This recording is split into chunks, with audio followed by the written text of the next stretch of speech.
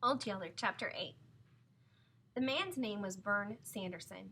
He was a young man who rode a good horse and was mighty nice and polite about taking his hat off to Mama when he dismounted in front of our cabin. He told Mama who he was. He said he was a newcomer to Salt Licks. He said that he'd come from down San Antonio way with a little bunch of cattle that he was grazing over in Devil's River country. He said he couldn't afford to hire a rider, so he brought along a couple dogs to help him herd his cattle. One of these dogs, the best one, had disappeared. He'd inquired around it about Salt Licks, and Bud Searcy told him that we had the dog. A big yeller dog? Mama asked, looking sober and worried. Yes'm, the man said, and then added with a grin. And the worst egg sucker and camp robber you ever laid eyes on. Steal you blind, that old devil will. But there was never a better dog born. Mama turned to me. Son, called old Yeller, she said. I stood frozen in my tracks. I was so full of panic that I couldn't move or think. Go on, son, Mama urged. I think he and little Arliss must be playing down about the creek somewhere. But, Mama, I gasped, we can't do without old Yeller. He's Travis. Mama's voice was too sharp, and I knew I was whipped. I turned and went toward the creek, so mad at Bud Searcy I couldn't see straight. Why couldn't he keep his blabbermouth shut? Come on up to the house, I told little Arliss. I guess the way I said it let him know that something real bad was happening. He didn't argue or stick out his tongue or anything. He just got out of the water and followed me back to the house and embarrassed Mama and the young man nearly to death because he came packing his clothes in one hand instead of wearing them. I guess Bern Sanderson had gotten the idea of how much we thought of old Yeller, or maybe Mama had told him some things about the dog while I was gone to the creek. Anyway, he acted uncomfortable about taking the dog off. Now, Mrs. Coates, he said to Mama, your man is gone and you and the boys don't have much protection here. Bad as I need that old dog, I can make out without him until your man comes. But Mama shook her head. No, Mr. Sanderson, she said, he's your dog, and the longer we keep him, the harder it'll be for us to give him up. Take him along. I can make the boys understand. The man tied his rope around old Yeller's neck and mounted his horse, and that's when little Arliss caught on to what was happening. He threw a wall-eyed fit. He screamed and hollered. He grabbed up a bunch of rocks and went to throwing it at Bern Sanderson. One hit Sanderson's horse in the flank. The horse bogged his head, went to pitching and bawling and grunting. This excited old Yeller. He chased after the horse, baying at him at the top of his voice. And what with Mama running after little Arliss, hollering him, shut up and quit throwing those rocks, it was altogether the biggest and loudest commotion that had taken place around our cabin for a good long while. When Bern Sanderson finished riding the pitch out of his scared horse, he hollered at old Yeller. He told him he'd better hush up that racket before he got his brains beat out. And then he rode back toward us wearing a wide grin. His grin got wider as he saw how Mama and I were holding little Arliss. We each had him by one wrist and were holding him clear off the ground. He couldn't get at any more rocks to throw that way, but it sure didn't keep him from dancing up and down in the air and screaming. Turn him loose, Henderson said with a big laugh. He's not going to throw any more rocks at me. He swung down from his saddle. He came and got little Arliss and loved him up until he hushed screaming. And then he said, Look, boy, you really want that thieving old dog? He held little Arliss off and stared him straight in his eyes, waiting for Arliss to answer. Little Arliss stared straight back at him and didn't say a word. Well, do ya? He insisted.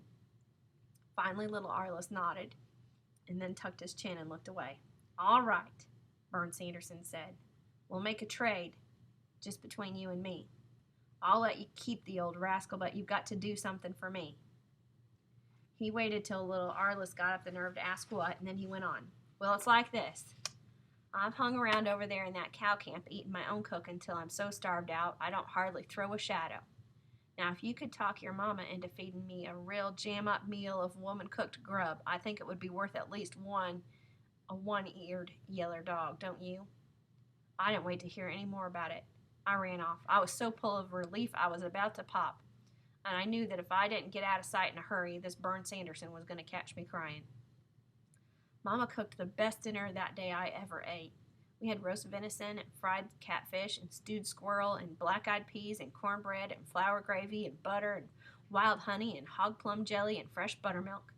I ate till it seemed like my eyeballs would pop out of my head, and still didn't make anything like the showing that Bern Sanderson made. He was a slim man, not nearly as big as Papa, and I could never figure out where he was putting all that grub. But long before he finally sighed and shook his head at the last of the squirrel stew, I was certain of one thing. He sure wouldn't have any trouble throwing a shadow on the ground for the rest of that day. A good black shadow. After dinner, he sat around a while, talking to me and Mama and making little Arla some toy horses out of dried corn stalks. Then he said his thank yous to Mama and told me to come with him. I followed him while he led his horse down to the spring for water. I remembered how Papa had led me away from the house like this the day he left, and knew by that Bern Sanderson had something he wanted to talk to me about. At the spring, he slipped the bits out of his horse's mouth to let him drink, and then he turned to me. Now, boy, he said, I didn't want to tell your mama this. I didn't want to worry her, but there's a plague of hydrophobia making the rounds, and I want you to be on the lookout for it. I felt a scare run through me. I didn't know much about hydrophobia, but after what Bird Searcy had told me about his uncle that had died chained to a tree, I knew it was something bad. I stared at Bern Sanderson and didn't say anything. There's no mistake about it, he said. I've done shot 2 wolves, a fox, and 1 skunk that had it. And over at Salt Licks, a woman had to kill a bunch of house cats that her young'uns had been playing with. She wasn't sure, but she couldn't afford to take any chances. And you can't either. But how will I know what to shoot and what not to? I wanted to know. Well, you can't tell hardly at first, he said. Not until they've already gone to foaming at the mouth and are reeling with the blind staggers. Anytime you see a critter acting that way, you know for sure. But you watch for others that aren't that far along. You take a pet cat. If he takes to spitting and fighting at you for no reason, you shoot him. Same with the dog. He'll get mad at nothing and want to bite you. Take a fox or a wildcat. You know they'll run from you when they don't run, and they try to make a fight at you. Shoot 'em. Shoot anything that acts unnatural, and don't fool around with it. It's too late after they've already bitten or scratched you. Talk like that made my heart jump up in my throat till I could hardly get my breath. I looked down at the ground and went to kicking around some rocks. You're not scared, are you, boy? I'm only telling you because I know your papa left you in charge of things. I know you can handle whatever comes up. I'm just telling you to watch close and not let anything get to you or your folks with hydrophobia. Think you can do it? I swallowed. I can do it, I told him. I'm not scared. The sternness left Bud Sanderson's face. He put a hand on my shoulder just as Papa had the day he left. Good boy, he said. That's the way a man talks. Then he gripped my shoulder real tight and mounted his horse and rode off through the brush.